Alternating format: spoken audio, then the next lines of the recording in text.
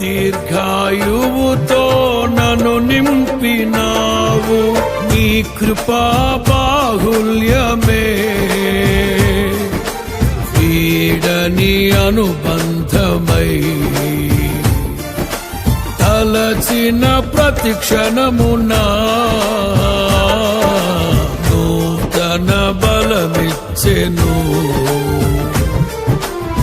స్తుతి పాడుటకే బ్రతికించిన జీవనదాతవు నీవేనయ్యా, ఇన్నాళ్ళుగా నన్ను పోషించిన తల్లివలే నన్ను ఓదార్చిన నీ ప్రేమ నాపై ఎన్నడు మారదు యేసయ్యా, నీ ప్రేమ నాపై ఎన్నడు మారదు యేసయ్యా.